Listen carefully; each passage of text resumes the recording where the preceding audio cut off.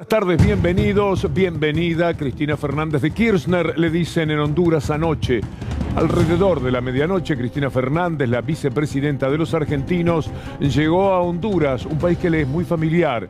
Ella fue de las grandes luchadoras internacionales cuando el golpe de Estado que derribó a Manuel Zelaya trajo la última desgracia posiblemente para ese país, desenrajando sobre Honduras una etapa muy oscura, de la que ahora sale gracias a Xiomara Castro, la presidenta, que estará junto a Cristina Fernández de Kirchner en el día de mañana. Mañana estará seguramente viviéndose una verdadera fiesta de la democracia en el continente. Y ahora, en minutos, en una hora aproximadamente, Cristina Fernández va a hablar en la universidad. Estamos pendientes de eso y, por supuesto, vamos a tomar nota. ¿Por qué es interesante la llegada de Cristina Fernández?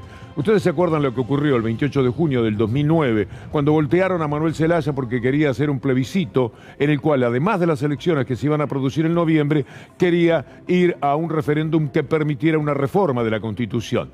Se lo negaron y cuando le pidió al jefe del ejército que distribuyera las papeletas, el jefe del ejército, un tal Vázquez Fernández, dijo no, y entonces Zelaya le pidió la renuncia. Fueron varios los que renunciaron. El día que tenían que hacer las elecciones, el ejército derrumbó el gobierno de Zelaya en colaboración con la Corte Electoral y con la Corte de Justicia. Es decir, el primer caso de lawfare que se daba en nuestra América Latina, y caía Manuel Zelaya en medio de la indignación de muchísimos presidentes de nuestra América Latina. Hay que decir que hasta la OEA condenó el golpe de Estado. ¿De qué lo acusaban a Zelaya? Fundamentalmente de querer incorporarse al socialismo. Era muy seguidor de las ideas del presidente venezolano Chávez, y esto, por supuesto, le provocaba mucho escozor a la Embajada de los Estados Unidos. ¿Qué a la Embajada?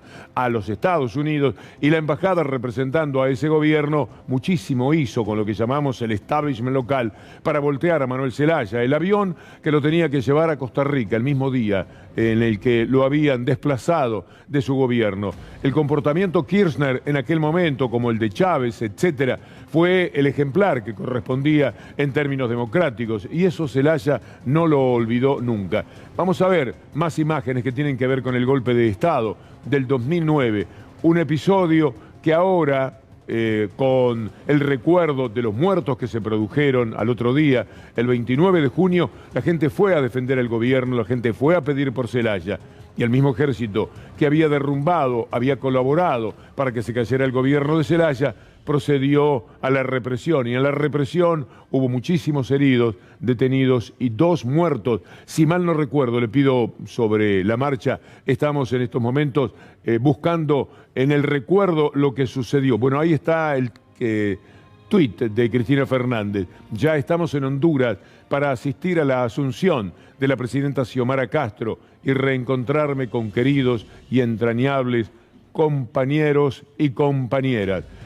Manuel Zelaya, en el 2010, es invitado a la fiesta del Bicentenario, ¿se acuerda? Aquella descomunal celebración que se realizó en la Argentina. Y dijo Manuel Zelaya, cuando recibió la invitación, agradeciendo lo que Cristina Kirchner había hecho por la democracia en América Latina. Bueno, agradecido con la invitación de la presidenta Cristina Fernández de Kirchner, una mujer que me ha acompañado en esta lucha por la restitución de la democracia en Honduras, y que con su conducta no solo se ganó el corazón del pueblo centroamericano, el pueblo hondureño, sino que demostró sus cualidades heroicas que tiene al arriesgar hasta su propia vida, el ir a Centroamérica a defender realmente la democracia. Esto para mí es importante y me comprometió para hacer todo el esfuerzo necesario y venir a este bicentenario. Fue una etapa muy complicada aquella del 2009, y esto que va a suceder en el día de mañana parece ponerle fin a eso que marcó una tendencia que luego se dio del lawfare en nuestra América Latina. Llegó anoche Cristina Fernández de Kirchner, habla hoy, se presume que a las 7 de la tarde en la universidad. Esto nos permite imaginar que habrá puntualidad en lo que se ha anunciado, y estamos pendientes de poder sintonizar con un discurso que seguramente será muy latinoamericanista y muy pro democracia y muy anti aquello que en cada uno de los países se mueve genuflexamente para que seamos eso que llaman el patio de atrás de los Estados Unidos. Me da mucho gusto presentarles nuestro equipo. Estefanía Pozzo, muy buenas tardes. Buenas tardes, Víctor Hugo. Tenemos varios temas hoy por el lado internacional. Sin dudas, la noticia del día tiene que ver con las señales provenientes de Estados Unidos a raíz de la suba de tasas de interés de la Fed, cómo esto impacta en la negociación con el Fondo Monetario Internacional, otro de los temas importantes, y el dólar, por supuesto, es el tercer tema del cual vamos a hablar esta tarde. Cuánto temo que el acuerdo con el Fondo Monetario Internacional sea un dolor muy grande, por lo menos para quien les habla, pero también para mucha gente, por lo que está trascendiendo. Ojalá que no sea verdad lo de las flexibilidades extendidas, lo de el fondo dando un dinero que después se le devuelve, y hasta ahí bien, pero para hacerlo va a ser el que se siente al lado de la mesa del gobierno, porque esas cosas ocurren, eso es así. Si entra el Fondo Monetario Internacional es para dar órdenes, para impedir realizaciones que tengan que ver con la gente, sería muy penoso. Estoy todavía aferrado a la esperanza de que las cosas serán como nos han dicho Alberto Fernández y Martín Guzmán, plenamente conscientes de lo que le hizo el Fondo Monetario Internacional y también los Estados Unidos a la República Argentina. Pero esto va a venir en instantes nada más. Ahora el gusto de saludar a Lautaro Maislin. ¿Cómo va, Víctor Hugo? Buenas tardes para vos, para toda la mesa y todos los que están del otro lado. Vamos a seguir con las repercusiones en relación al posible acuerdo con el Fondo Monetario Internacional. Vamos a estar presentando la opinión, por supuesto, de los economistas del establishment que están empujando al gobierno hacia un acuerdo o hacia el default. Y vamos a estar escuchando, por supuesto, la opinión de Carlos Menconian y del diputado Ricardo López Murphy. Saluda y presenta una de las noticias más importantes de esta jornada, el doctor Darío Villarroel. Víctor Hugo, la gesta pro, como le molesta a algunos medios que se llame, tiene que ver con una palabra que usó uno de los que estuvo en esa reunión que vio todo el país. Y ahí está Julio Contegrán. Gran expectativa. Mañana está citado a la comisión bicameral, donde hay de todos los partidos, porque hay que decir que están todos los partidos, que es la que sigue el tema del trabajo de los espías cuando es legal. En este caso es ilegal, con lo cual ya hay un expediente y tiene que declarar. Recordemos que postergó una declaración y llamó la atención y también sirvió para bromas porque Contegrán presentó un escrito como si fuera un juzgado, la comisión bicameral. Dijo que él tenía fueros o que iba a contestar por escrito. No. Esto es un tema político. No tiene efectos jurídicos, al menos lo que pase mañana. Lo están esperando para preguntarle, mostrarle el video y hacerle escuchar lo que allí se dice. ¿Y qué se dice ahí? Que había persecución contra sindicalistas. Y hay gente vinculado al gobierno de María Eugenia Vidal, porque le explico que el procurador es el jefe de los fiscales. Para movilizar cualquier movida, cualquier denuncia trucha, cualquier presión a un sindicalista, tiene que haber un fiscal que levante la mano. Y todos los fiscales de la provincia que persiguieron a los sindicalistas actuaban por orden de este señor. Por eso se dice en su entorno que va a ir. Mire, tengo una información que algunos le quieren soltar la mano y otros no. Porque él dijo en algún momento en una mesa cerrada, ¿se acuerda cuando se reunió con Mauricio Macri en un restaurante? Bueno, él ya sabía que se venía esto. Y algunos dicen, ¿vas a renunciar o no? Y bueno, si yo renuncio, mejor, pero quedan todos expuestos. Y el miedo, Víctor Hugo, tanto para Julio Contegrán como para Eduardo Casal, es que si ellos se corren, quedan todos expuestos. Hay que recordar que Contegrán participó claramente de uno de los episodios más demostrativos de lo que significó la mesa judicial. Y la acción de los espías y de sectores de la justicia, y ni hablar de la mafia mediática. Fue cuando ocurrió lo de Carzoglio y Pablo Moyano. Está la fotografía que tomó nuestro amigo Pablo Dugan de Contegrán con Macri, no hace demasiado tiempo. Allí estaban impúdicamente reunidos Macri y Contegrán, en épocas en las cuales naturalmente estaban hablando de todo esto, de eso que venían venir. Pero Carzoglio, en aquel momento, cuando rechaza la sugerencia, no, la orden de Macri, enviada a través de dos espías, de condenar a Pablo Moyano y mandarlo a la cárcel, el que lo llama, el primero que arremete es Contegrán. Después aflojó un poco porque era demasiada la exposición, pero tengo presente la significación que tuvo Contegrán en el episodio de Carzoglio, que como nos permitimos decir tantas veces, bastaría ver aquello para saber lo que estaba sucediendo en la Argentina, pero eso fue ocultado por muchísimos medios de comunicación. ¿Vos crees entonces, Darío, que mañana este hombre, este personaje se presenta en la Cámara? A ver, el diálogo fue así. Si vos vas, tenés que negar todo. Escuchalos, te van a defender los nuestros son los diputados de Juntos por el Cambio, lo van a proteger, y en todo caso el video para vos es una novedad y no tenés nada que ver con esto. Bueno, esto es muy simple lo que puede hacer como un circo para presentar mediáticamente. Yo no estoy tan seguro que vaya, porque hay que enfrentar preguntas muy fuertes respecto a todo lo que se habló en ese video, que era aprietes, espionaje y meter preso a dirigentes gremiales sin ninguna razón. Esto es lo grave. Le pido un minuto a Daniela Gian. Hay cosas importantes que vamos a hablar justamente de la provincia de Buenos Aires. Pero antes, porque es coherente con lo que vamos a conversar con nuestra compañera, los números de hoy.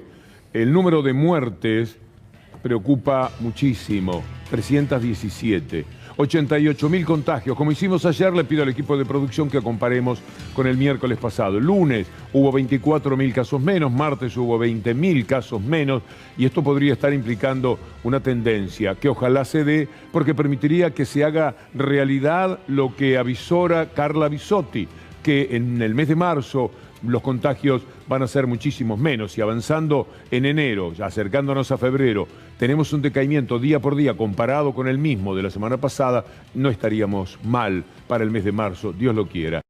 Hay que hablar de una mujer que parece mentira, viene del mundo científico y ha hecho otro papelón, otra vez el ridículo de Sandra Pita, Darío. Sí, tiene que ver con esto, el pase sanitario, porque la gente está de acuerdo en general, pero hay algunos que aparecen cuando hacen una presentación, un amparo, un habeas corpus, es tapa de los medios hegemónicos, Clarín, La Nación, etc. Y después cuando termina con un cachetazo, no lo comentan. Bueno, Sandra Pita anunció en las redes que iba a ir a la justicia, fue a la justicia, en primera instancia le dijo no al lugar, rechazamos in limine, apeló, fue a la sala B de la Cámara del Crimen, le dijeron, no señora, el pase sanitario es una medida sanitaria y corresponde al gobierno aplicarla de acuerdo a sus facultades, y no con eso fue a la Cámara de Casación Ordinaria, no es Comodoro Pi, es la Cámara que tiene que ver con la Justicia Nacional. Y la Cámara en feria, tuvieron que habilitar la feria, con los votos de los doctores Gustavo Brusoni, que es un excelente juez, y Huarte Petit, le dijo, mire, para que algo sea inconstitucional, debe violar la Constitución. A ver, tal cual como se lo estoy diciendo. Y además, las medidas sanitarias que toma el gobierno tienen que ver con cuidar a la mayoría de la población. Y además, ¿usted a quién representa? Porque ella venía a representar un interés colectivo. Entonces dijeron, usted se representa a sí misma y en nombre de quién viene. Y además le agregaron, perdóneme, ¿en qué lugar usted no acepta utilizar el pase sanitario? Lo que digo con esto, que a lo mejor le tocaba a algún otro juez interesado por fuerte, este camino fue bien, y se lo rechazaron in limine. In limine quiere decir, venga otro día, y además le dijeron las razones, con lo cual se tomaron el trabajo, y esto puede caer en otro juzgado, y esto representa un debate. Por culpa de esta presentación, hubo cientos de presentaciones en todo el país de amparos y habeas corpus. Y los datos más fuertes que hay que decir. Mucha gente dice, bueno, cualquiera hace una denuncia, se presenta y no pasa nada. Acá pasó. Es con costas. ¿Qué quiere decir con costas? Que Sandra Pita tiene que pagar el gasto jurisdiccional que hizo en primera instancia en la Cámara del Crimen y en la Cámara de Casación. Todos los que hicieron ese tipo de juicio van a tener que pagar entonces. Es la primera vez que una Cámara, que estaba bastante cansada, estamos de feria, tenemos gente presa, tenemos que liberar gente, me viene Sandra Pita con el pase sanitario. Y además le dijeron algo así como que es científica, ¿no? Como diciendo lo que dijiste vos. Es científica y está contra el pase sanitario. Por suerte hubo un montón de juzgados que a lo largo y a lo ancho del país hubo un planteo, te digo algo, que para entrar en una pizzería que le pedían el pase sanitario, hubo alguien que fue a la justicia. Y le dijeron, vaya a otra pizzería. Qué bochorno todo esto. Muy bien, Lautaro, ¿qué tenemos al respecto? Y es curioso que una científica sea antivacunas. Recordemos que Sandra Pita se opuso a la Sputnik. Uno de los argumentos era porque el prospecto está escrito en ruso. Ese era uno de los argumentos también. No es verdad, no me... Sí, Víctor Hugo. Es verdad. para que veas que es verdad, te lo vamos a mostrar ahora. ¿Qué pasó? No había traductores. No había traductores y entonces nadie te puede poner la vacuna porque el prospecto estaba en ruso. Era uno de Yo los no entiendo argumentos. nada, decía, miraba en ruso, esto no se entiende, así que no va. No va esta vacuna. Así que No, no tiene que puede ser ser tan absurdo. una vacuna que esté escrita, no sé, en castellano, Víctor Hugo. Pero ¿con qué la envenenan a una persona así para que se exponga a ese absurdo, al ridículo? Bueno, Víctor Hugo hizo mérito y participó en una de las listas de Juntos por el Cambio. Después, No, pero para llegar a diputada no podés ser tan tonta. No te mereces acusarte de esa forma de ser tonta. ¿Y si firmaste el documento de la infectadura, tampoco? Firmó eso. Firmó ¿Sí? también. ¿Lo vemos? Así que básicamente un prospecto tiene que estar en castellano, esa es una reglamentación. El apuro no justifica para nada no tener un prospecto en castellano. ¿Pudo haber sido presionado la ANMAT con el prestigio que tiene por el gobierno de turno? Yo creo que sí. Ahora se está gestando en las redes una convocatoria gigantesca. Tienen consignas sanmartinianas. Y recordando esa hermosa frase del libertador San Martín, seamos libres que lo demás no importa. Sí, yo creo que mucha gente lo tomó literalmente. ¿Piensan de verdad eso o vos pensás en lo personal que estamos ante el riesgo mayor desde el 83? En lo personal, sí. En lo personal creo eso. A mí me parece que estamos en un enorme riesgo. ¿Te darías la vacuna vos, Sandra? No, esa jamás. No, de ninguna manera. Por otro lado, tampoco hay tanta producción de ninguna de las otras. Sí. Pero, digamos, si tuviera que elegir una en este momento, si yo fuera personal de riesgo, personal de salud, en contacto con enfermos, yo me daría una de Pfizer, la de Moderna, o vería la de AstraZeneca. Todo tiene, pero no, jamás. Era verdad. Es cierto, Lauti, perdoname. Al mismo tiempo sigue siendo increíble, ¿no? Es un resumen, Víctor Hugo. Es un resumen y me había olvidado que era una de las que convocaba a las marchas en contra de los cuidados bajo consignas sanmartinianas. No. Entonces, estaba en contra de la vacuna porque no entendía el ruso. Sí. Está en contra del pase sanitario para que pueda ir cualquiera y se mezcle con el que se vacuna y el que se preocupa de vacunarse. Porque viola la libertad. ¿Y esto último qué era? En contra de la infectadura y también a favor de las marchas en contra del gobierno. Siempre en contra, en realidad, bajo consignas sanmartinianas. ¿Y con el barbijo tenía algún lío también? No me acuerdo. Estás pidiendo mucho ya, Víctor Hugo. En minutos nada más es probable que podamos escuchar a Cristina Fernández de Kirchner hablando en la universidad, en Honduras, nada menos, a donde llegó anoche. Esta es la escena del arribo de una mujer muy involucrada, como con todo América Latina, a aquello que sucedió en el año 2009, el golpe de Estado contra Manuel Zelaya. Un golpe de Estado del que participaba el Ejército, la Corte Electoral y la Corte Suprema de Justicia. Un verdadero ataque. Y por supuesto la participación ahí de los Estados Unidos, la Organización de Estados Americanos, la Argentina, Chávez, pusieron el grito en el cielo, pero no alcanzó. Y poco a poco el que entró se llamaba Roberto Micheletti, ¿no? Roberto Micheletti, que tenía para 6 meses para completar desde junio a noviembre hasta las elecciones, el gobierno fue siendo paulatinamente aceptado. En la presidencia después vino Porfirio Lobo, y ya entraron en la naturalidad absoluta de aquello que había sido un golpe que sacudió a América Latina y que tuvo mucha implicancia también para la Argentina. Vamos a hablar de una historia que puede dolernos muchísimo. Es cómo se va a acordar con el Fondo Monetario Internacional. Estefanía Pozzo.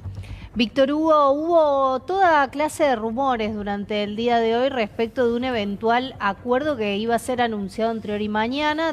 Les cuento los rumores porque a partir de ahí surge el resto de los diálogos que, por lo menos en mi caso, tuve con distintos funcionarios de la Administración Nacional. Desde todos lados dicen que por ahora se sigue negociando, no hay acuerdo inminente a comunicar. Esto es lo que me comentan hoy, incluso desde Washington también mandan el mismo mensaje.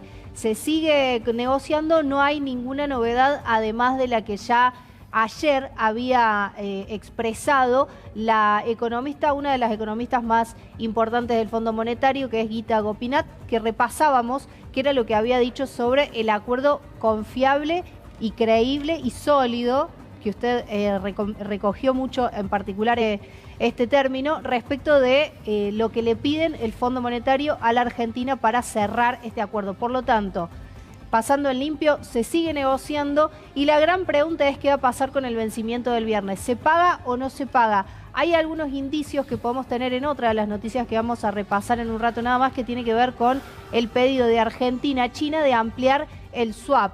¿Tendrá que ver con que Argentina paga al Fondo Monetario y que por eso le está pidiendo a China la ampliación del swap para fortalecer las reservas? La verdad es que preguntemos a quien preguntemos hoy en el gobierno, hay mucho hermetismo respecto de qué es lo que el gobierno va a cerrar. No dicen, no dan pistas, sí circulan muchos rumores. Esto es lo que tenemos por el momento. Uno de esos rumores es que se van a aplicar las facilidades extendidas. No, eso está confirmado. Bueno, si está confirmado eso, el acuerdo pasa por ahí. Facilidades extendidas estaría significando, yo me bajo de la credibilidad que he dado desde mi lugar, que poco importa, pero es el lugar desde el que hablo. He pensado, creyendo en lo que habían dicho Alberto Fernández y Martín Guzmán, que la Argentina tiene toda la razón, que el Fondo Monetario Internacional tuvo un comportamiento completamente desdoroso, que gravitó los Estados Unidos para que las cosas fueran de esta manera. O sea, le quitaban toda la razón al fondo, toda la autoridad al Fondo Monetario Internacional. Basta revisar algunas de las declaraciones no muy lejanas en el tiempo de Alberto Fernández. Que ahora nos vengan con facilidades extendidas es una enorme pena, porque facilidades extendidas es con el Fondo Monetario Internacional adentro, ¿o no? Una en el acuerdo se revisa, el Fondo Monetario audita en determinadas misiones el cumplimiento de los objetivos que Argentina firmó que iba a cumplir durante determinados plazos. Estamos hablando de metas fiscales, de metas monetarias, de la inflación. Si no Argentina no cumple con esos acuerdos que firmó, con esos objetivos, tiene que pedirle perdón al fondo, y el fondo además sujeta los próximos desembolsos a que Argentina cumpla con lo que firmó en ese acuerdo. Yo llegué a creer firmemente y sigo creyendo, porque todavía me queda un lugar de expectativa positiva y de esperanza de que no van a ser las cosas de esa manera. Si facilidades extendidas implica que el Fondo Monetario Internacional está al lado del gobierno, porque si va a gravitar en las decisiones económicas más importantes, porque nada podés hacer, dado que el fondo no te lo va a permitir, estamos en una situación en la cual la que terminan mandando son ellos. Y no es lo que votó la gente. Yo estoy seguro que si le preguntamos a la gente, ¿sí?, a la mayoría de los votantes de Alberto Fernández y Cristina Fernández de Kirchner, si están de acuerdo con que las cosas sean así, no, porque además, si hubiera sido desde el principio que nos poníamos de rodillas, bueno, uno podía entenderlo. Pero desde el principio todos los discursos fueron en el sentido de señalar que el Fondo Monetario Internacional no tenía ningún derecho a llevarse por delante a la Argentina y a convertirse otra vez en poco menos que el dueño del país. Y lo entendimos, lo creímos, y lamentablemente las cosas no van a ser como pensábamos. Nos hemos equivocado muchísimo, casi que me dan ganas de pedir disculpas. Cualquier acuerdo con el Fondo Monetario Internacional, cualquier acuerdo contempla las condicionalidades más laxas o más firmes. Entonces no es un acuerdo, es una imposición. Claro. Por eso tomar deuda con el Fondo Monetario Internacional, y por eso fuimos tan críticos del gobierno de Macri, lleva a esto. Lleva a que condicionen, a que revisen las cuentas públicas. Siempre creí que lo que iba a suceder era que íbamos a tener 2 años de gracia sin nada que ver con la deuda. Que esto es lo que se esbozó siempre.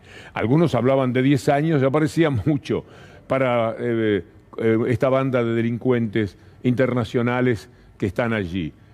Pero 2 años, hasta 2024, poder darle respiro al país, después del gobierno que ellos auparon con 50.000 millones de dólares, y después de la pandemia, parecía la cosa más lógica. Pedirles, mira, durante 2 años olvídense de nosotros. En 2024 empezamos de nuevo y ahí vemos cómo vamos a pagar. Pero dennos 2 años de gracia. Es lo que corresponde si este daño ustedes fueron plenamente conscientes de que era un desastre para la Argentina.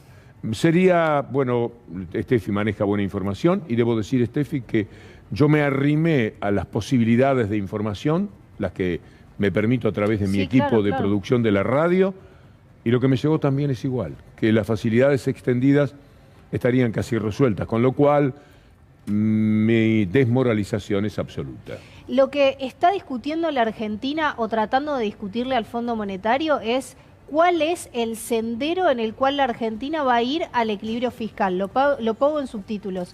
¿Cuál es la velocidad en la que Argentina va a ajustar el déficit? Ajustar el déficit se da por dos motivos, o porque se reducen los gastos o porque se amplían los impuestos. Argentina tiene que dar en ese sentido dos debates muy difíciles. ¿A quién le cobra más en el caso de que vayan por aumentar la recaudación o a quién le ajusta? Cualquier negociación con el Fondo Monetario en estas condiciones trae condicionalidades y se pierde soberanía de la política económica. Yo me había hecho la ilusión de verlo a Alberto Fernández en la ONU, en un gran discurso señalando las responsabilidades que el mundo tiene por esto que le han hecho a la Argentina. Le dio la razón el G7, le dio razón el G20, le da la razón la ONU, le da la razón el Papa. Y tenemos razón, además. Es muy claro que fue una estafa moral y económica la que el Fondo Monetario Internacional le trajo a la Argentina, nada más que para ver si Macri ganaba las elecciones. Como me permitía decir ayer, le prestaron la plata a Macri para que ganara las elecciones y ahora le cobran esa plata a Alberto Fernández para que las pierda, porque además lo que va a suceder en la Argentina es muy difícil. Estamos en un tiempo de recuperación económica muy interesante. Todos los números de la industria son estupendos. Hay números de la industria que son récord históricos, es decir, no hay en la historia algo mejor. Y hay otros números de la industria que hay que remitirse a 2008, a 2011 o a 2016 para encontrar crecimientos parecidos a los que la Argentina está teniendo en este momento. Entonces, también eso le tendría que dar derecho al gobierno para decirle al fondo, no nos paren ahora, déjennos juntar, como decía Kirchner, Néstor Kirchner, los muertos no pagan, no nos maten a la gente ahora, déjennos trabajar sobre este crecimiento, que ya les vamos a pagar, quédense tranquilos, pagar les vamos a pagar, lamentablemente, pero no ahora. Usted, Víctor Hugo, habla con la razón, pero el Fondo Monetario responde con dos planillas que están atadas al bolsillo. Son burócratas, responden de esa forma. Perdón, Estefi, ¿qué pasa si mañana o el viernes no se paga? Digo, porque esto puede seguir in eternum en la discusión. Porque, ¿qué garantiza un acuerdo sí, un acuerdo no, que el dólar no siga subiendo? ¿Hay garantía de que si hay un acuerdo con estas facilidades, el dólar no va a subir? ¿Quién te puede garantizar eso? Y el otro dato es, en todo caso, si Macri hubiese recibido un préstamo bueno y lo hubiese utilizado bien, supongamos. Bien es aplicándolo al desarrollo económico de la Argentina. Tal cual. Al desarrollo de infraestructura. Claro, el fondo procede como si hubiera sido así.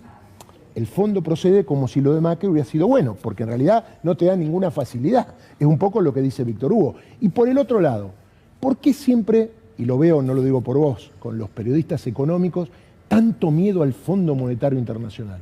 Yo me acuerdo que había un libro que era Vivir con lo Nuestro, ¿no? Creo que lo escribió Aldo Ferrer. Aldo Ferrer. Y que enfrentar al fondo o no en estas circunstancias es el momento justo. No va a haber otra situación, con todo lo que se demostró que pasó con ese préstamo. ¿Por qué tenemos que ser esclavos de los errores de gobiernos cuando el fondo fue cómplice del error, entre comillas, del gobierno anterior? Y además, en estos 2 años, el gobierno va a hacer los deberes y cuando la cosa esté más o menos organizada, van a venir las elecciones y va a ser el peronismo el que va a limpiar el camino para que otra vez vuelva el neoliberalismo.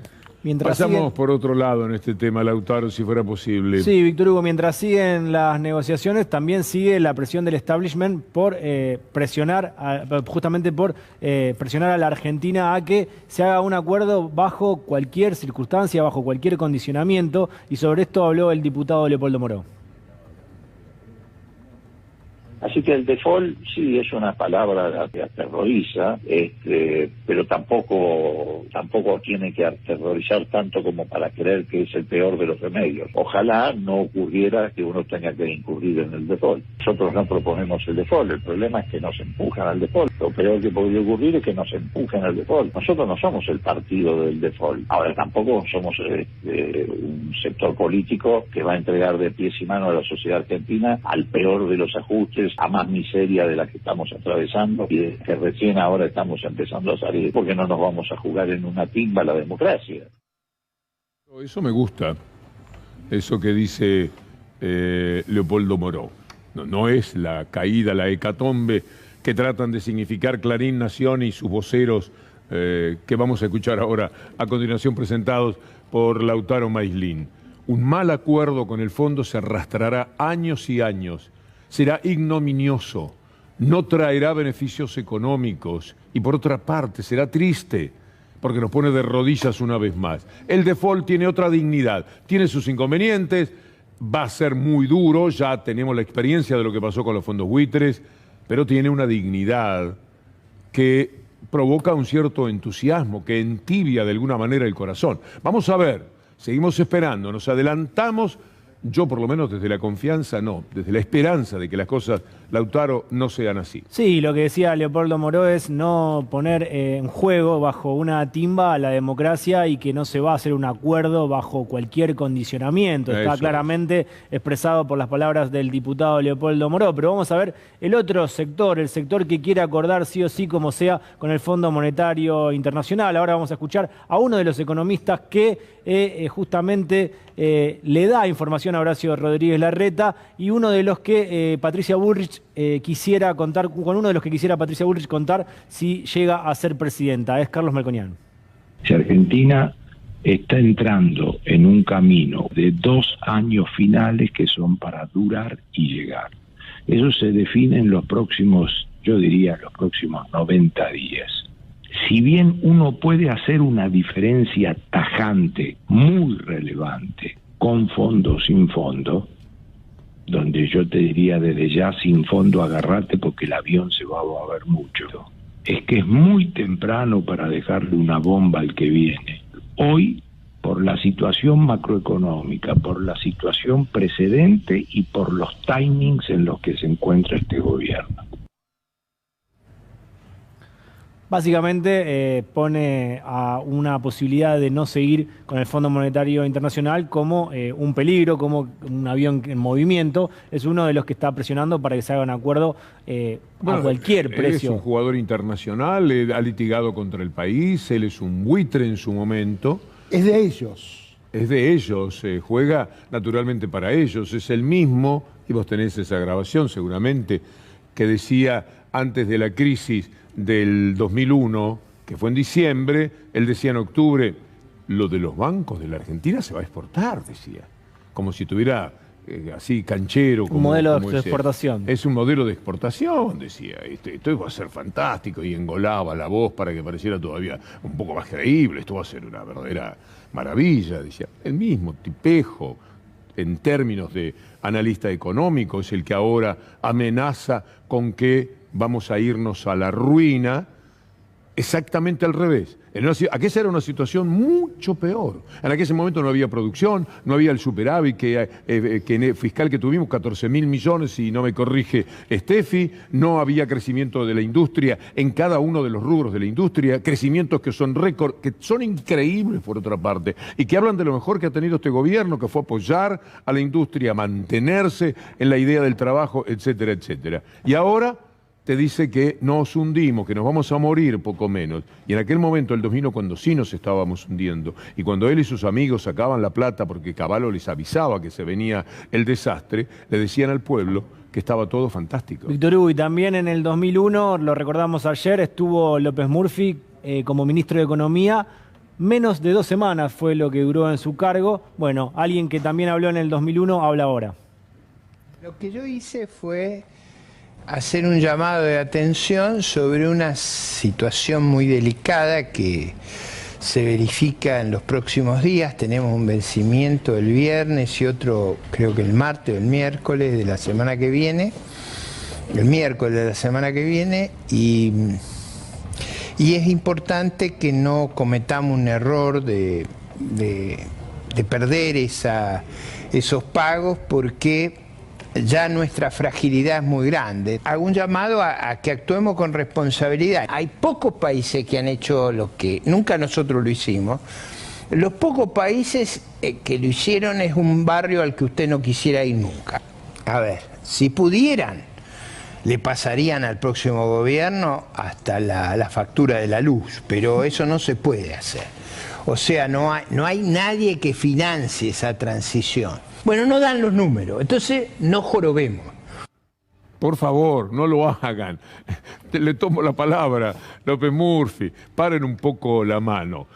Me dicen, y ya Steffi también está tratando de tomar todos los contactos necesarios, que podría haber un anuncio importante y que se podría lograr un acuerdo.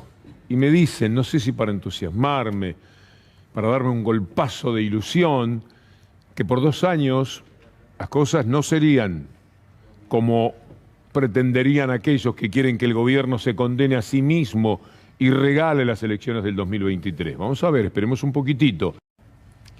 Bueno, la verdad es que cuando uno repasa 2022, ya estamos en 2022, pero que nos quedó muy cerquita los 20 años de 2001, volver a escuchar este menú de declaraciones, como si nada hubiese pasado, como si en la Argentina no hubiese habido 40 muertos producto de la revuelta popular por el ajuste, por lo que le costó a las vidas humanas. La verdad es que da bronca en términos personales, pero también llama la atención porque son 20 años, ¿no?, a donde el sistema económico, donde la política respondió durante un determinado tiempo a las necesidades del pueblo, a las necesidades populares, y donde, bueno, hay veces que eso no se puede institucionalizar de una manera más a largo plazo. Los grupos de interés fuertes, diría Víctor Hugo, el poder real, vuelven a tener incidencia en la discusión de la agenda pública y dominan, imponen temas y demás, ¿no? Bueno, 20 años de 2001, parece que no hubiese pasado nada en el medio. Muy bien, cambiamos de tema y hablamos otra vez de Marcelo D'Alessio. No. Le cuento a Víctor Hugo, porque él estaba de vacaciones, que la causa de Dolores de Marcelo D'Alessio está en Comodoro Pi. Que hubo una sala de la Cámara de Casación que dijo, cuando ya había dicho en otra oportunidad que era competencia de la Cámara de La Plata, que atento a la cantidad de hechos que ocurrieron en distintos lugares, correspondía que la causa venga ¿a dónde? A Comodoro Pi. Y la causa vino a Comodoro Pi.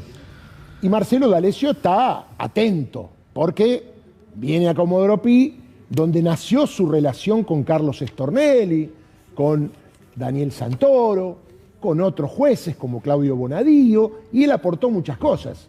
Entonces, de ser un perseguido en Mar del Plata, ahora vino, para mí, a jugar de local, porque está en la misma causa que está Carlos Stornelli, y fue Carlos Stornelli que consiguió que la causa venga aquí. Víctor Hugo no sabe que hubo un juego del gran bonete, porque esa causa llegó aquí, la sortearon, le tocó a Ana María Capuchetti. Capuchetti dijo, no señor, esta causa a mí no me corresponde, yo la mando a sorteo. La sortean y le toca a Ariel Lijo. Ariel Lijo dijo, a mí no me corresponde, hay una causa anterior. Ariel Lijo la manda otra vez a la Cámara, sortean otra vez. Y le toca ¿a quién? A Julián Ercolini. Julián Ercolini tiene la causa de Marcelo D'Alessio, que se tiene que elevar a juicio, donde está procesado su amigo Carlos Stornelli. ¿Qué novedades hay? Estamos de feria, es enero. Recuerde el juego del gran bonete, esta causa es mía, es tuya. ¿Quién fue el camarista que resolvió dónde quedaba la causa? Te doy algunas opciones. Pablo Bertuzzi, Martín Irursun o Eduardo Fara. Fara no. Bertuzzi. Pablo Bertuzzi, juez de feria, justo.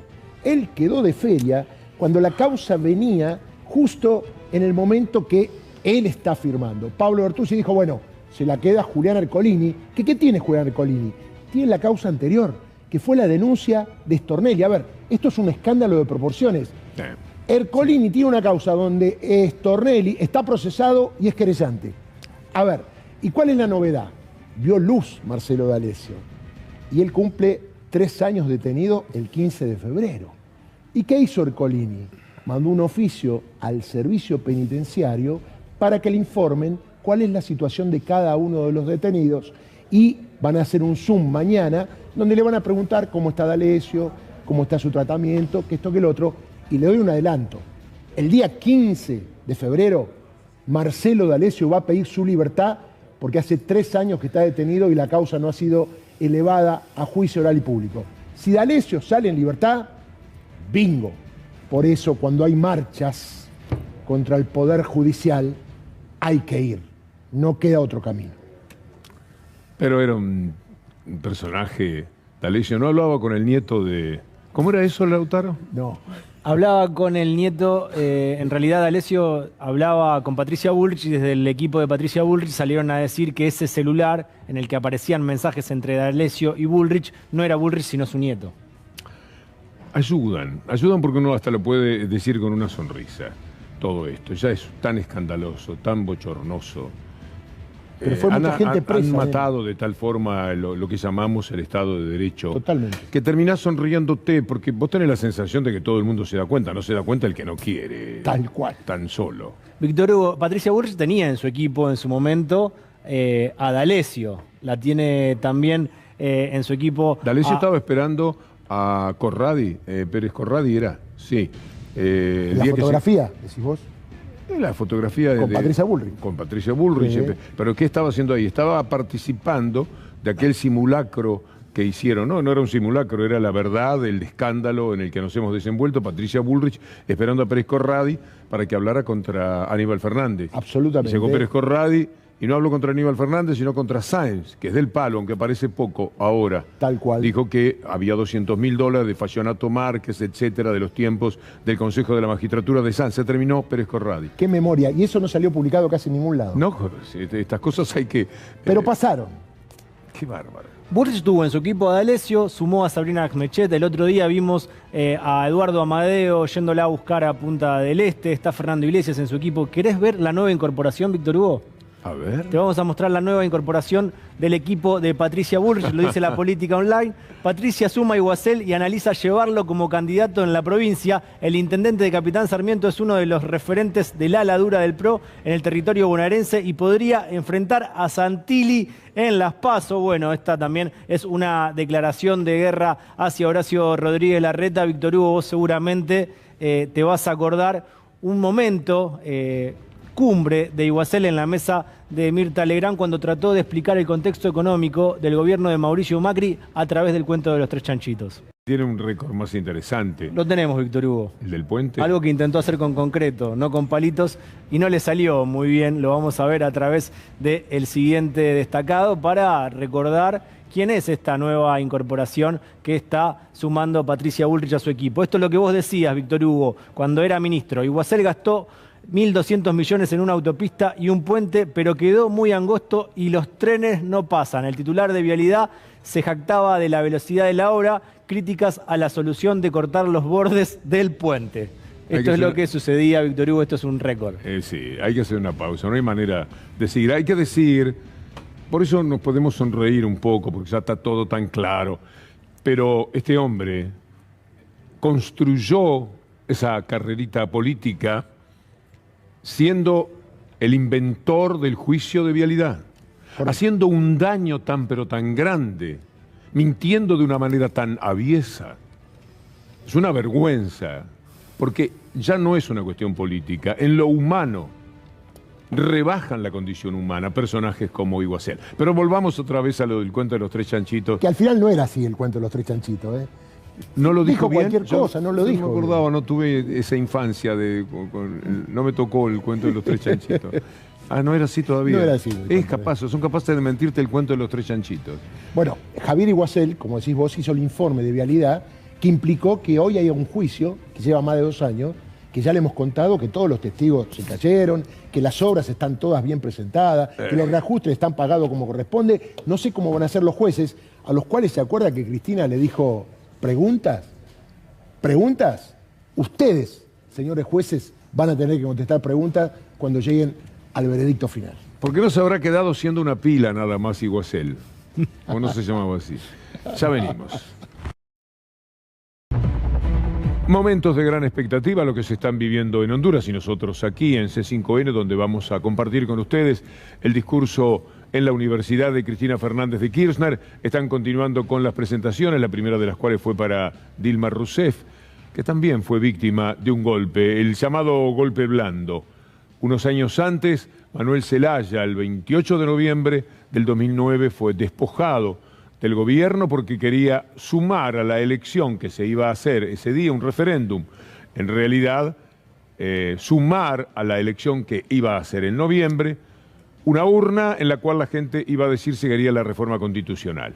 Entre el ejército, Vázquez Fernández, la Corte Suprema y la Corte Electoral, hicieron el primer caso de lofer, Darío, en esta historia reciente de nuestra América Latina. Se puede decir todo el establishment, porque para un golpe se necesita el acompañamiento del Poder Judicial y, como el caso de Dilma, el Poder Legislativo.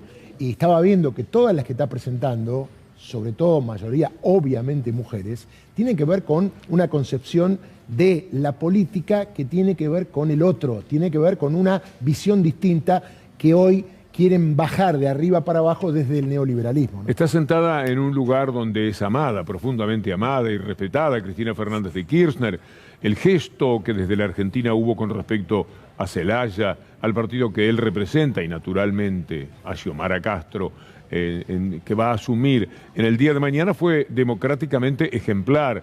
Se la jugaron cuando se sabe perfectamente que detrás de todas estas situaciones siempre están los Estados Unidos y la Argentina y el gobierno venezolano a cargo de Chávez en aquel momento, acompañaron, y otros gobiernos. Yo creo que reconocieron inmediatamente a Micheletti, que estuvo 6 meses, Roberto Micheletti, que era un oscuro diputado que había sacado de ese lugar tan pobre Zelaya y que después se le había convertido en contra. A ver si este es el anuncio, no me quiero perder nada del momento en que estén ya presentando a Cristina Fernández de Kirchner, porque será lindo escuchar qué es lo que dicen de ella. Un instante, no, siguen con las presentaciones. ¿Lautaro? Sí, Víctor Hugo, y el encuentro se da bajo el nombre Los pueblos siempre vuelven. Esto lo puso ayer Cristina Fernández de Kirchner desde su cuenta de Twitter. Es inminente la participación de la vicepresidenta. Y esto es en la Universidad Nacional Autónoma de Honduras. Víctor Hugo, el nombre tiene mucha conexión con lo que vos estabas diciendo. Es oportuno decirlo así, además porque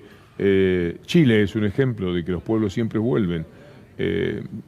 Por lo menos es una frase bellísima, portadora de esperanza, que vale la pena repetir y que está entendida y justificada por esto tan reciente de Chile y por esto que estamos viviendo hoy. Siguen las presentaciones que se están realizando en la universidad, le están dando un marco impresionante a lo que será la palabra de Cristina Fernández de Kirchner, que mañana va a participar. No bien confirmó que iba a estar allí, acompañando a Xiomara Castro, surgió la invitación para que dijera su discurso en la universidad. Naturalmente estamos pendientes de esto. Empezar con otros temas ahora, para dejar los truncos, no sería bueno, ni siquiera la columna, que ya la tenemos a Anabela Sánchez, que está preparando todo, ya lo tiene todo muy claro. Tenemos una columna como de 40 minutos con todos los temas, pero hay nada más importante. Es decir, aquí me da la sensación que ustedes van a estar muy de acuerdo en que escuchemos a Cristina Fernández de Kirchner. Es un acontecimiento este que se vive. Basta recordar lo que fue el golpe de Estado del 2009, las circunstancias que se vivieron para entender el hondo dramatismo que tiene también este retorno. Ustedes se acuerdan seguramente de un avión, el que lo llevaría a Costa Rica, a esa nación, fue desplazado, Zelaya. Vale la pena, entonces, como preámbulo, escuchar este informe. El domingo 28 de junio de 2009, un grupo de militares irrumpe en la residencia presidencial en Tegucigalpa y expulsa del país a Manuel Zelaya. Antes de salir, sus captores hicieron una parada en la base militar estadounidense de Sotocano. En pijama, lo dejaron en Costa Rica. He sido víctima de una extorsión, de un chantaje, de un secuestro a mano armada, a la fuerza, con violencia brutal. Y sacado de mi casa, apuntado con armas de grueso calibre, con gente encapuchada, subido en un avión a la fuerza y conducido a San José sin ni siquiera saber para dónde llegamos. Para entender la presencia de Cristina Fernández y todo lo que rodea su discurso, vamos a recordar lo que dijo en la ONU Cristina Fernández de Kirchner.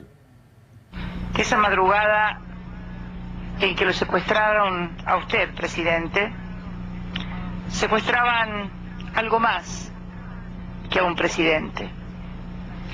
Estaban secuestrando la restauración democrática en América Latina, reafirmar la necesidad imperiosa de que este ámbito, que es el que agrupa a todos los estados americanos, realice todas las acciones diplomáticas tendientes a restituir al gobierno ilegítimamente depuesto. Ya estamos invirtiendo algo del material preparado por Anabela Sánchez y por Federico Ferro, nuestro equipo de la columna y del programa, por supuesto, porque queremos tomar desde el comienzo, desde el aplauso, desde la emoción, que va a ser enorme, el discurso de Cristina Fernández de Kirchner ahí en esa universidad. Por eso compartimos con ustedes estos antecedentes que son muy valiosos, que le duelen mucho a nuestra América Latina, porque fue lo de Zelaya, fue lo de Dilma, fue lo de Evo, y son los ataques persistentes y permanentes que se hacen con un centro de operaciones que ya sabemos perfectamente cuál es, los Estados Unidos.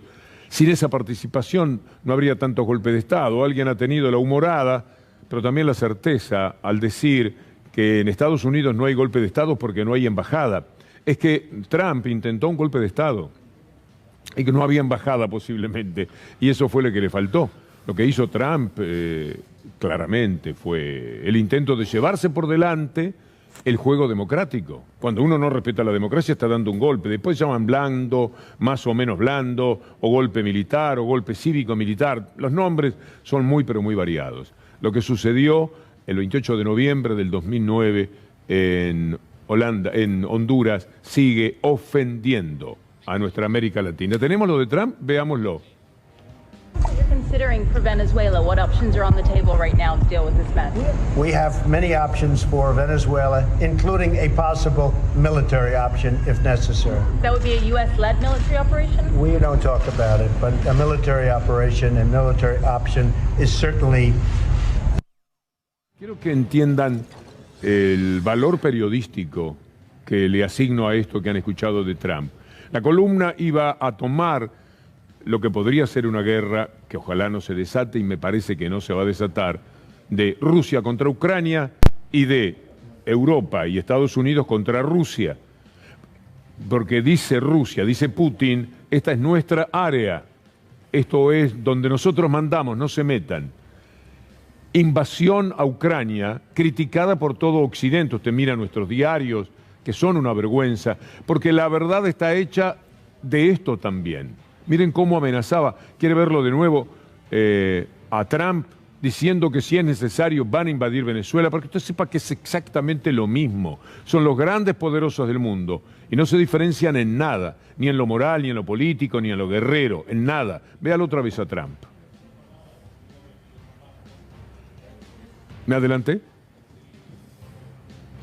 A lo mejor me apuré en pedirlo, me fui por mi cuenta. Ahí está Trump. Considering for Venezuela, what options are on the table right now to deal with this mess? We have many options for Venezuela, including a possible military option if necessary. That would be a U.S.-led military operation? We don't talk about it, but a military operation and military option is certainly... Más claro es imposible, porque en estos momentos estamos sacudidos por las informaciones referidas a que el ogro soviético, para decirlo más ampliamente, aunque ya no existe ese término, ruso, bueno, comete cualquier desliz político en su área, porque se sienten los amos, son dictatoriales, se llevan todo por delante. Bueno, aquí tiene usted la amenaza de invasión a un país, a uno de nuestros países. Y lo triste, como debe suceder también con los ucranianos, con el aplauso de todos los que están a favor de Rusia, acá con el aplauso de todos los que están a favor de Estados Unidos. Es igual, no lo perdamos de vista. Nosotros vivimos el horror del ataque a las Torres Gemelas. ¿Está? ¿Ya Cristina? Sí. Entonces, ya está de pie. Y entonces nos vamos a Cristina, es más importante.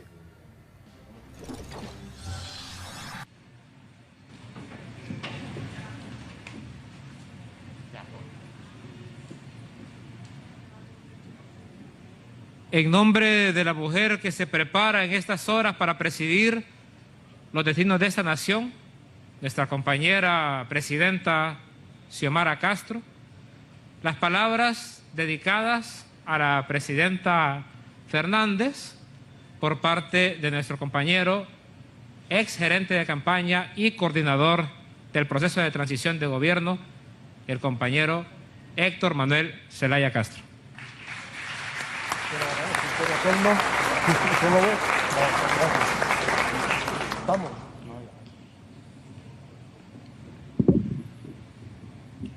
Muy buenas tardes. Es para mí un placer estar este día con ustedes. Este día que recibimos mujeres baluartes en la lucha de los pueblos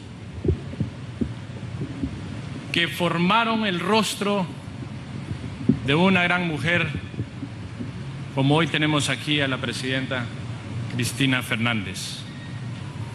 Bueno, un saludo. Faltan todavía algunos minutos. Es un acontecimiento muy fuerte y le están dando toda la relevancia y además la participación de cada una de las figuras, que no puede perder tampoco esta ocasión de presentarse ante todo su país y ante buena parte de América Latina, que debe estar tomando estas imágenes en la gran expectativa que genera lo que allí, en este lugar, va a decir Cristina Fernández de Kirchner. Un discurso seguramente latinoamericanista. Palabras a favor de la democracia. Dirá algo de lo que en estos momentos se está resolviendo aquí en la Argentina con respecto al Fondo Monetario Internacional, porque es todo lo mismo, ¿eh? Ahí vamos a hablar de independencia, de democracia. No hay independencia y no hay democracia si el Fondo Monetario Internacional está metido aquí. ¿De qué democracia hablamos? Si el Fondo Monetario Internacional se queda entre nosotros a digitar lo que hacemos, como sucede en Europa con lo que decía el presidente griego, el primer ministro, cuando señalaba: ¿para qué hacemos elecciones? Si venimos aquí y después ustedes son los que mandan y dicen lo que tenemos que hacer en Grecia. Y así lo hacen con todos los países, lo hacen con España, etcétera. Bruselas es lo que manda.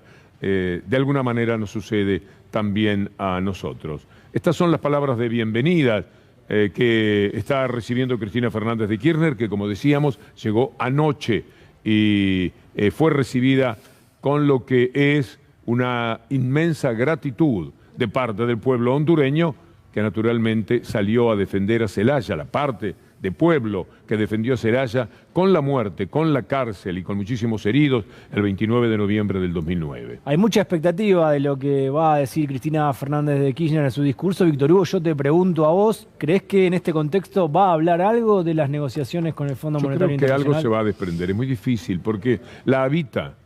Es como si nosotros quisiéramos hacer el programa sin hablar del acuerdo del Fondo Monetario Internacional. Sería imposible.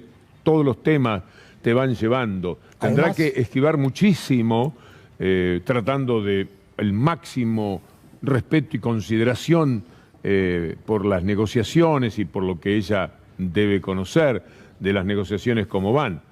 Pero es inevitable, me parece, que algo diga. Y además en estos momentos, tiempos límites de negociaciones que van y vienen, con Guzmán, que ya tuvo reuniones, y con cartas que ella escribió donde mantiene una posición muy firme respecto del ajuste. Y esto está relacionado con el lawfare. Vos decías muy bien que el origen del lawfare tuvo que ver con lo que pasó en Honduras. Y claro, hay un elemento nuevo, que a lo mejor ella lo tira, que es el tema del espionaje. Porque en los casos del lawfare de otros países no hubo espionaje como hubo aquí en la Argentina. Estuvo el economista Andrés Aciaín anoche en Minuto 1 y habló sobre la posibilidad de un acuerdo con el Fondo Monetario. Fue extraordinaria la participación de Aciaín. Exactamente, Víctor Hugo, o sobre la posibilidad de no pagar. Lo escuchamos, si te parece. Ahora que tenemos una recuperación económica importante, es el momento de consolidarla. La vamos a rifar en un acuerdo con el FMI para ir a un cogobierno colonial durante 2 años, solamente para tomar un crédito para pagarle al FMI la plata que le dio indebidamente a Macri, para que después de 2 años con esa política económica vuelva, cambiemos y nos vuelva a endeudar. ¿Qué somos? Los tipos que le hacen el trabajo sucio a Cambiemos. Ellos nos endeudan, nosotros venimos después a hacer el trabajo sucio para dejarle la cancha despejada. Ahora, 2 años después, tengo un gobierno que me dice, estamos discutiendo medio punto fiscal para ver si vamos a 2 años de tomar un crédito nuevo, validando el crédito es irregular, cero objeción. Nos la morfamos, el crédito que fue una vergüenza histórica, un monto que nunca se vio, el propio FMI dice que fue por una cuestión política, y nosotros no nos morfamos, nos callamos la boca, tomamos un crédito más que viene con políticas de ajuste, viene con monitoreo trimestral y vamos a sacrificar el futuro político de los próximos 2 años que nos quedan para reestructurar ese esquema de vencimiento y dejarle despejado el horizonte, entre comillas, a la próxima administración. Yo no veo la ganancia para los argentinos. Qué bien, qué bien. Es indudable, es irrefutable lo que está diciendo hacia ahí. Pero a lo mejor los datos no son fidedignos. Yo mantengo la esperanza. No puede ser que nos pase esto. No puede ser que nos lleven por delante. No puede ser que siempre ganen los malos. Porque estos son muy malos de verdad. Es una banda de delincuentes que para que ganara Macri le prestan a un país, le dan a un país para que después ellos mismos poder dominar. Lo iban a hacer a través de Macri, ahora lo quieren hacer a través de Alberto Fernández y de Martín Guzmán. Quiera Dios que no. Por favor, no. Lamentablemente seguiremos una observación de lo que es positivo, el crecimiento y demás, pero la relación que generará, por ejemplo, en quien les habla, una actitud así del gobierno como esta que manifestaba Haciaín, que teme que ocurra, y sería bastante intolerable. Bastante no. Retiro la palabra.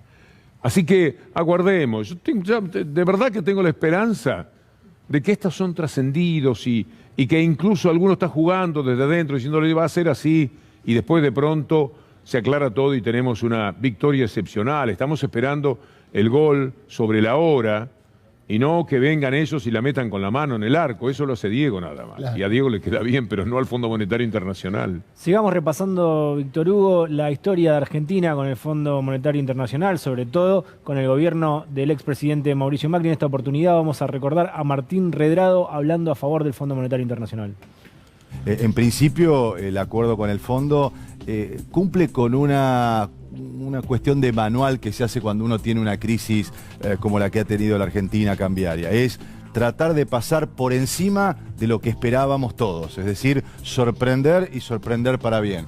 Lo que hace es darnos un horizonte en términos de financiamiento, da tranquilidad en ese aspecto. Yo espero que se pueda complementar con un programa que ponga en marcha la producción. Qué tránsfugas, y caminan toda la vida, ¿eh? Y siguen. Andan entre nosotros, dicen, habla como con autoridad. ¿Y el programa que puso en marcha la producción? No está. No.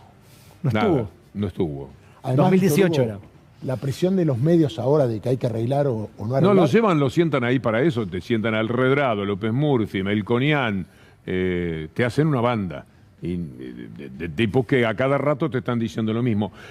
Hay estudios serios, muy serios, que marcan que el 95% de lo que usted ve en todos los canales, usted va haciendo zapping y hay alguien que está hablando de economía, porque además, con el perdón de los economistas, es un sector que se impuso en determinado momento, nos volvimos al economicismo. Sí. Y están todos, a cada momento. Y si no llaman y dicen, yo también tengo algo para decir. Y ahí están todos, el 95% están hablando a favor de las ideas neoliberales, claro. Están hablando contra lo inclusivo, están hablando contra el Estado, todo el tiempo le hacen la cabeza. Tenemos lo que decían los medios en el 2018, ¿quiere verlo? Y la tasa de interés igualmente, que en algún momento preocupó, no es tan alta. ¿A cuánto se le había pedido a Venezuela? ¿A qué tasa? No recuerdo. A nivel mundial... Es verdad que hay un sismo, claro, pero no es de 9 grados a la escala Richter, es de 3. Ahora, es distinto cómo repercute un sismo así en un lugar donde hay casas antisísmicas de un lugar donde la situación está más endeble. ¿Es así? Tal cual. Es eso. Lo explicaste impecable. No es lo mismo tener un sistema antisísmico que tener casas endebles. Entonces, lo que está anunciando el presidente Mauricio Macri es que las casas van a estar más firmes. Bueno, como las casas de los tres chanchitos. se hace lo que se puede, se trabaja donde se pueda. Víctor Hugo, nunca me digas que lo expliqué en una forma impecable. Sí. Te pido por favor. Pero sí, es bueno que de vez en cuando podamos también sonreír con estas cosas, ¿no? Porque es muy doloroso. Este es el inmenso poder con el que tomaron 50.000 millones de dólares avalados 2018 por medios que sabían que fueron al Fondo Monetario Internacional, porque ya no les prestaba a nadie. Ningún buitre decía, no les voy a prestar a ustedes. Consigan plata por otro lado, en todo caso pídanle al fondo, para que el fondo les dé la plata que nos tienen que pagar a nosotros. Pero nosotros no les damos nada. En enero de 2018 había transcurrido apenas 2 años de gobierno y ya no tenían crédito en el mundo. Después de estar a cero para poder pedir, después de tener la cancha abierta para poder pedir lo que se les antojara, 100.000 millones de dólares después no le daban más. Y es entonces cuando van al Fondo Monetario Internacional. Y los medios, toda esta mafia conducida por Héctor Mañeto en el diario Clarín, que es el principal fugador, bueno, todo lo que ya sabemos, le hacía la cabeza a la gente diciéndole que esto era bárbaro, porque es muy interesante lo de las tasas, y explicaban, y el otro le decía, lo has dicho, pero de una manera excepcional, nos toman el pelo, parece que nos estuvieran cargando.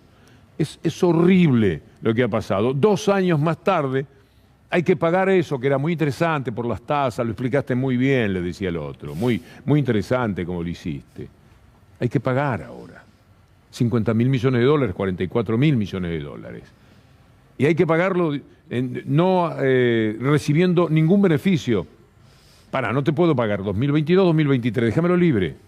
Te pago en el 2024, estoy creciendo, voy a juntar mucha plata, voy a tener una situación mejor. Cuando venga el 2024, yo te voy a pagar, sí, dice el fondo, pero yo no sé lo que vas a hacer con lo que vas a ganar en 2022, 2023, porque tenés una deuda interna, una deuda social muy grande, la vas a meter en eso, porque vos sos un gobierno de corte populista, vos sos un gobierno que incluye a la gente, que no va a querer dejar a nadie afuera, por lo menos esto es lo que decís, y me vas a gastar todo ese dinero, me vas a gastar la ganancia, y cuando llegue el 2024 no vas a tener, así que no, vamos a hacer así, parece que dicen, ojalá que no, que sea mentira directamente, yo te voy a dar el dinero que me tenés que pagar, te lo doy, tranquilito, y vos me pagás, es un chiste, eso sí, yo me hago cargo de cuidar cómo vas a hacer los números. Y cuando ellos dicen me hago cargo de cómo vas a hacer los números, hay que presentarle todos los días un papelito, como si fuera un deber, no todos los días, cada 3 meses.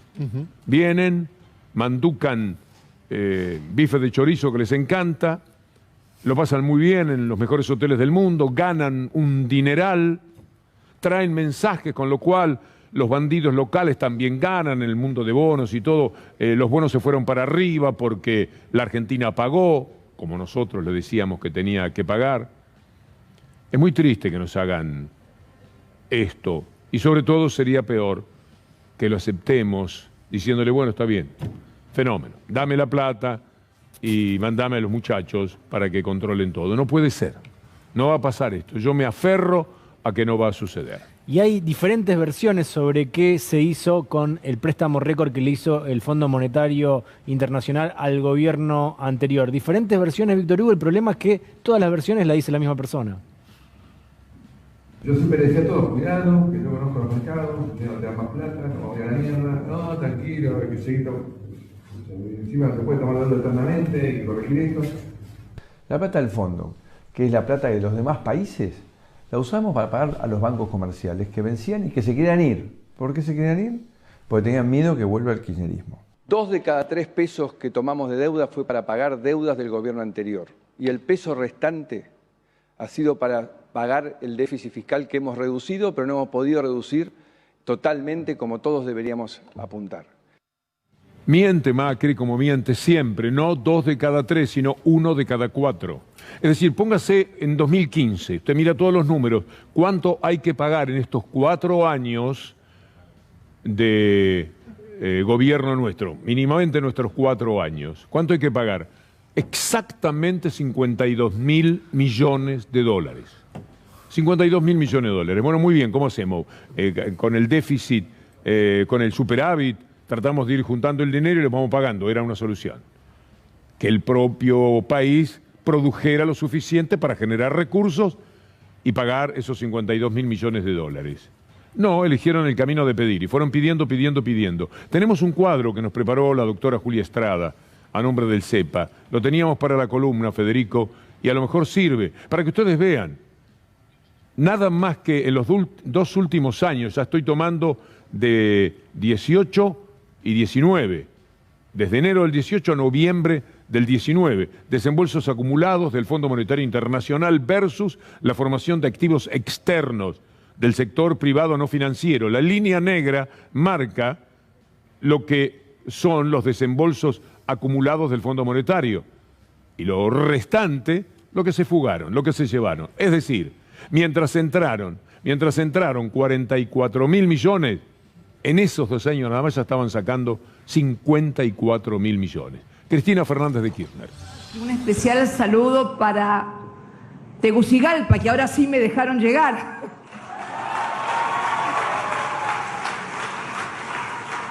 La verdad que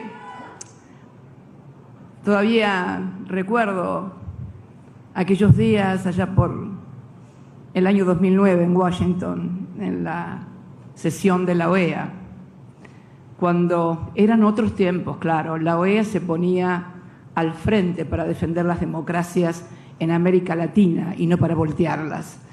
Y recuerdo al compañero Miguel Ángel Insulza, chileno, votado 2 veces secretario general de la Organización de Estados Americanos.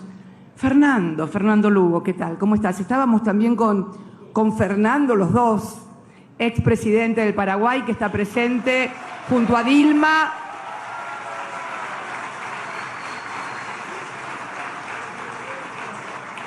Y bueno, y la verdad que después de todas aquellas vicisitudes, cuando volamos a El Salvador, Fernando, ¿te acuerdas? Con Miguel, con Mel.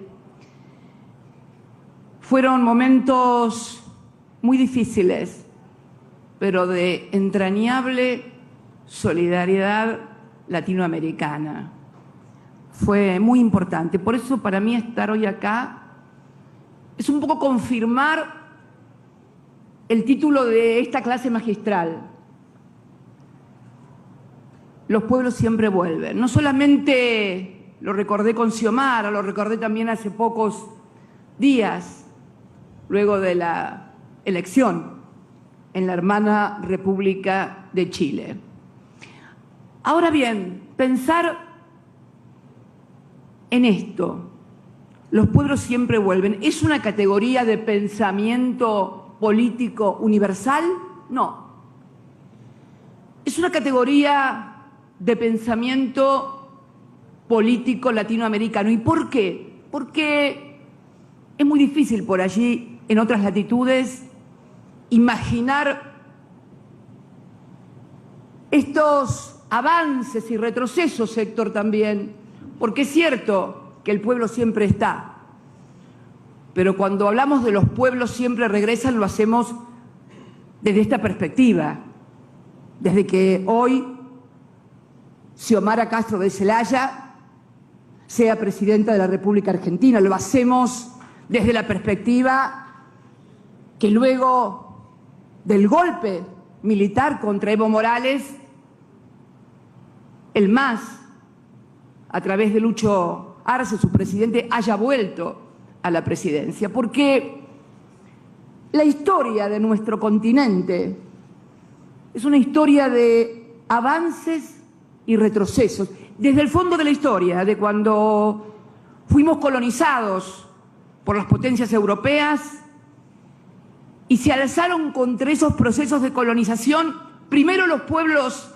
originarios, Lempica, Tupac, Amarú y tantas otras rebeliones y revoluciones indígenas, que sin embargo fueron aplastadas. Y más tarde esa lucha contra el colonialismo directo de las potencias europeas en el continente americano, finalmente eclosión en el siglo XIX con las gestas emancipatorias del general San Martín, del general Bolívar, del general Morazán. Verdaderos libertadores. Es una liberación política, pero hecha con armas. Porque primero habían sido derrotados políticamente, la gente no quería vivir más en la colonia. Y finalmente estos grandes hombres, estos grandes libertadores, liberan a sus pueblos de ese colonialismo directo, donde éramos colonia y dependíamos de lo que decía la metrópoli a miles de kilómetros de distancia, atravesando los mares. Fíjate, Héctor, y todos los que hoy estamos acá, desde aquellos pueblos originarios que habían sido aplastados, a estos hombres que muchas veces tenían un origen europeo y habían sido formados en academias militares, en universidades europeas, pero que se hacen cargo de su patria, de su pueblo, y cumplen el mandato histórico: liberar a los pueblos. Y esto sucede acá, sucede en toda Latinoamérica, en Centroamérica, en la América del Sur, y se termina en el siglo XIX ese colonialismo directo, voraz, sanguinario, que se había impuesto en estas tierras. Y alumbra el nuevo siglo, el siglo XX, y también surgen distintas formas de dominación, no ya tan directas, no ya tan evidentes, sino fundamentalmente vinculadas al sojuzgamiento económico de los pueblos. Y también vuelven a surgir lo que yo llamo la oleada de los movimientos nacionales y populares que caracterizan a todo el siglo XX en toda la región. Sandino, en Nicaragua, Jacobo Arbenz, allá en el sur, el peronismo. Esta es la primera mitad del siglo XX, donde se conforma un perfil que muchas veces no es entendido, porque claro, se pretende analizar lo que pasa en un continente como Latinoamérica, como Centroamérica, como la Suramérica, se pretende analizar estos fenómenos sociales, políticos y económicos con las categorías de pensamiento europeo. Y claro, es como que yo intentara de repente analizar lo que pasa muy lejos de acá, con las categorías de pensamiento que tenemos nosotros, en el Medio Oriente o en el Asia, etc. Y esto es lo que yo denomino una categoría de pensamiento político latinoamericano. Los pueblos siempre vuelven. Y no lo hacen nunca de la misma forma, ni con los mismos dirigentes, porque comienza una etapa también en el marco de lo que fue la contradicción este-oeste, lo que se aplicó, la doctrina de seguridad nacional en toda nuestra región, y entonces las Fuerzas Armadas en la mayoría de los países, adoctrinadas y educadas en la Escuela de Panamá, golpes de Estado contra los gobiernos populares, obviamente orientados, dirigidos, financiados también en esta contradicción entre el peligro del oso comunista y la democracia occidental. Esto llevó gran parte del siglo XX. Gran parte del siglo XX. Y luego, por esto de los pueblos siempre regresan, comienza el surgimiento a fines del siglo XX, luego de haberse impuesto el neoliberalismo en toda la región, con el desastre y la tragedia social, económica, de disgregación nacional que esto implicó, comienzan a surgir nuevos movimientos populares y nacionales, con otros nombres inclusive y con otros protagonistas, pero con el mismo objetivo de siempre: la autodeterminación de los pueblos. La autodeterminación de los pueblos.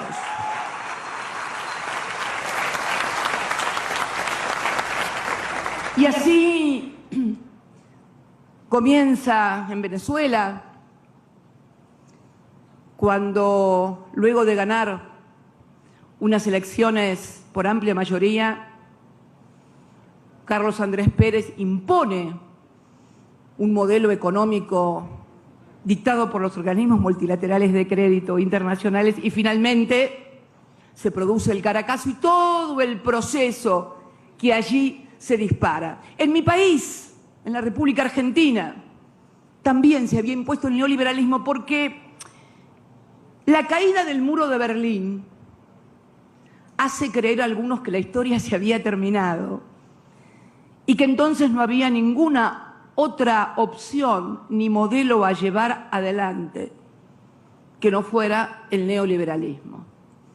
Sin embargo, comienzan a surgir, lo que hablabas vos, Héctor, recién, la resistencia de los pueblos, y comienzan a surgir nuevos liderazgos, nuevos movimientos, nuevos espacios políticos, porque la característica de esto de que el pueblo siempre regresa en la América Latina no siempre tiene la misma forma en todas las décadas y en todas las etapas, sí siempre tiene los mismos objetivos. Y entonces comienza un proceso virtuoso, y un proceso virtuoso que puede ser medido en lo que se debe medir la virtud en la gestión de gobierno, que es mejorar la calidad de vida de los pueblos, que la gente pueda tener salud, educación, estudios. Y esta década y media que comienza a fines del siglo XX, principios del XXI, también surgen retrocesos en los pueblos, no ya bajo la forma de lo que habían sido los golpes militares, ya no es necesario. Ahora ya no es necesario llevar militares a educarlos en Panamá, en la Escuela de las Américas. Ahora hay que conseguir jueces que, educados en comisiones, en foros, que siempre financian, de la misma manera que se financiaban los golpes militares, se comienzan a financiar los golpes judiciales también en la América Latina. De la misma manera y con los mismos financiadores, además. Miren, mirando un poco la historia de aquí, de Honduras, lo van a entender muy bien. Cuando le dan el golpe militar a tu padre, Amel, Héctor, el argumento era que había violado el artículo 234, creo, de la Constitución, ese que dice que no hay reelección y que todo aquel que intente una reelección es pasible de estar inhabilitado por 10 años para ejercer los cargos. Fíjense qué curioso. Y entonces, cuando Mel convoca a una consulta popular no vinculante, le dan el golpe de Estado porque dicen que había violado la Constitución. Sin embargo, el Poder Judicial de Honduras le reconoció a Hernández la posibilidad de ser reelecto y estuvo 8 años en el poder. Díganme entonces, los amantes del derecho y las doctrinas judiciales, a ver, de alguna embajada, de algún lado, ¿por qué no me explican el fenómeno? ¿Por qué no me explican el fenómeno de que la Constitución se aplica y las leyes se aplican y los jueces juzgan no de acuerdo a la Constitución, al derecho y a los códigos, sino a la ideología y a los intereses que, como siempre, están en contra de los grandes intereses de las grandes mayorías nacionales y populares? Y uno se pregunta entonces, ¿por qué este retorno permanente, esta ir corsi ricorsi de la historia, el ir y venir. ¿Y qué es lo que está pasando? Porque vuelven a querer instalar al neoliberalismo en la región. Es curiosa la contradicción y es curiosa la paradoja. ¿Por qué digo que es curiosa? Porque, como ustedes saben, el neoliberalismo propugna el achicamiento del Estado. El Estado no sirve, hay que reducirlo a una mínima expresión. El Estado no. El neoliberalismo es más. Han surgido algunas corrientes en algunos países que se denominan los libertarios y que quieren suprimir el Estado directamente. Mira vos, quieren suprimir el Estado. Bien, ¿y qué pasa? ¿Y qué pasó? ¿Y qué está pasando en la región? Desde el Río Bravo hasta Ushuaia, cuando se instalan estas doctrinas neoliberales de supresión del Estado. ¿Qué está pasando cuando el Estado reduce mínimamente su presencia en educación, en salud, en regulación para evitar la explotación irracional que impacta en el cambio climático y agrava toda la cuestión climática en todas partes? ¿Qué pasa? ¿Hay un vacío que nadie ocupa? No. La política tiene las mismas reglas que la física, por lo menos en algunas cosas. Todo vacío es ocupado. ¿Y por quién? ¿Por quién se ocupa cuando el Estado no puede generar a través de políticas públicas activas trabajo bien remunerado que permita a la gente acceder a una vivienda, darle educación y salud a sus hijos? ¿Quién aparece? El narco. Porque el narco aparece. Esto, mira, yo me acuerdo, Dilma, no me acuerdo de una reunión que tuvimos, Fernando, hace muchos años. Néstor todavía estaba, y charlando con otro presidente de la región, con Álvaro Colón, me acuerdo que contaba cómo el narco le iba ocupando la región porque era el que construía escuelas que él desde el Estado no podía construir porque no tenía recursos, porque tenía que aplicar las políticas de ajuste que dictan los fondos, bueno, que dictan, digamos, para evitar los organismos multilaterales de crédito. Así nadie se siente, si no después empieza, uy, ya empezó otra vez con la cantinela. Pero es así.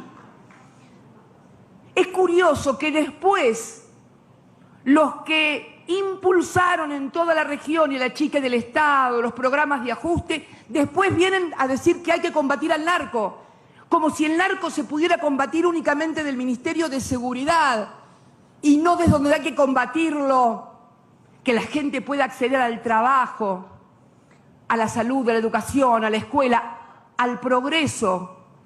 Si hasta la fiesta de los 15 años terminan organizando los narcos porque los padres no pueden dársela a sus hijos, ¿no se dan cuenta de la paradoja horrible que significan las políticas de ajuste y el impacto en la vida cotidiana? Pero además, no solamente en el fenómeno del narco, en el fenómeno también de cambio climático, de los desastres naturales, cuando se permite la explotación irracional de empresas de cualquier tipo. ¿Por qué digo esto?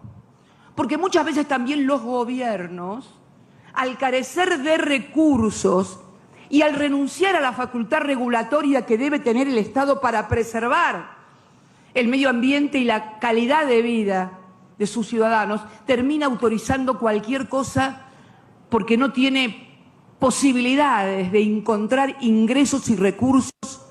Y ya se sabe, cuando alguien viene a invertir exige determinadas condiciones, y también se sabe que cuanto menos se invierte en seguridad ambiental, más rentabilidad tiene cualquier emprendimiento. O sea, si un empresario va a ganar plata, porque también tiene que ganar plata, por supuesto, cuanto menos inversión tecnológica haga para preservar la calidad de vida, el medio ambiente, etcétera, más rentabilidad va a tener. O sea, O sea, que la desaparición o la disminución o la reducción a una mínima expresión del Estado, lejos de traer seguridad y bienestar, trae otras cosas. Y que la falta de regulación y de presencia del Estado para controlar cómo se hace la explotación comercial en materia minería, petrolera, etcétera, y no es porque no se pueda hacer, no estoy diciendo eso. Fíjense Noruega, que tiene plataformas petroleras en el mar, pero tiene condiciones de seguridad por una inversión tecnológica formidable, porque claro, la seguridad y la inversión tecnológica demanda dinero. Claro, en lugar de ganar 1.000 millones y concentrar cada vez el ingreso, por ahí tienen que ganar 500 o 200, pero nunca dejan de ganar.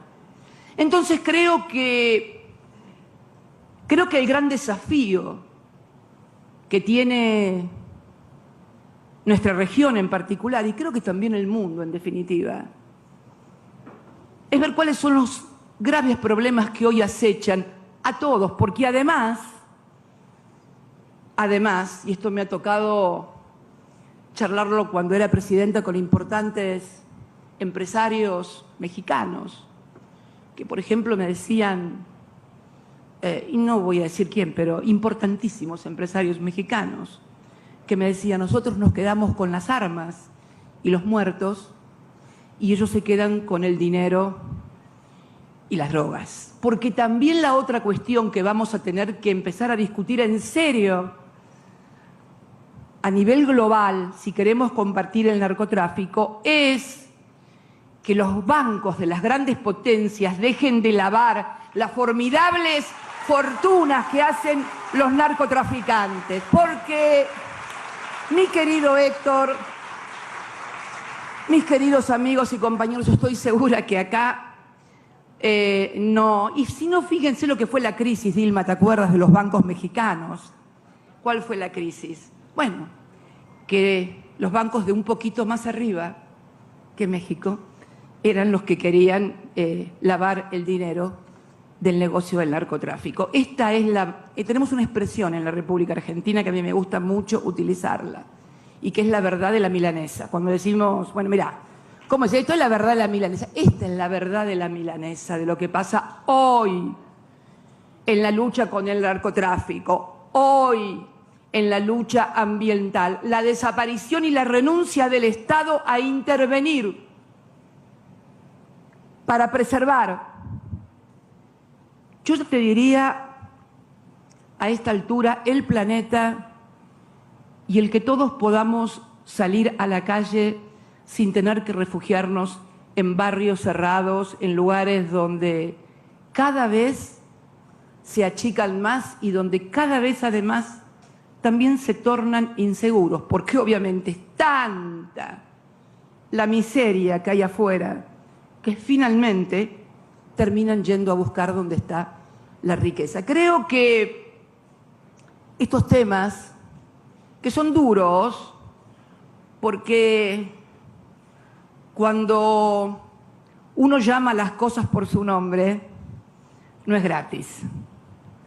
Es un mundo que cobra muy caro a todos aquellos y a todas aquellas que mencionamos a las cosas por su nombre y no recurrimos a eufemismos cuando se abordan los problemas y cuando se deben abordar en serio. Por eso, la verdad que me sentí muy honrada de venir a compartir con ustedes, hondureños y hondureñas, un momento de felicidad tan grande como el que mañana van a vivir. No solamente una mujer, por primera vez, es difícil decirle, ahora voy a hablar con Xiomara, creo que dentro de un rato, y le voy a contar que no es fácil ser presidenta mujer, porque todavía hay en nuestras sociedades y en nuestros propios muchas veces compañeros, o compañeras, aunque parezca mentira, cierto resabio de la sociedad patriarcal que nosotros le llamamos también, en algún modo en la Argentina, machismo. Y es muy difícil porque cuando una mujer, además de pintarse, peinarse o ponerse un atuendo para venir aquí, además piensa y sobre todo se atreve a decirlo en voz alta lo que piensa y tomar decisiones, bueno, se lo perdonan bastante menos que a los hombres. Miren, quiero contarles algo. Al principio, en el año 2007, cuando me toca asumir como presidenta, 2007, 2008, yo le decía a Néstor, a mi compañero, estas cosas, que además era un tema de machismo, de por qué era mujer. Él me decía, no. Poco tiempo antes de partir, me reconoció que tenía razón. Esto también, además de por las ideas, por los intereses que se afectan, etcétera, etcétera, fundamentalmente también es por tu condición de mujer, no lo duden. Por eso va a ser muy difícil y yo espero que todos ustedes y todas ustedes ayuden mucho a la compañera Xiomara, porque le espera una tarea difícil, doblemente difícil por ser mujer. Pero estoy absolutamente convencida de que la va a poder llevar adelante porque la vi salir a pelear por quien era su compañero, a pelear por la democracia aquí en las calles, y la vi ir una y otra vez y venir, y finalmente mañana la vamos a ver jurar como presidenta. Muchas gracias a todos y a todas, los quiero mucho.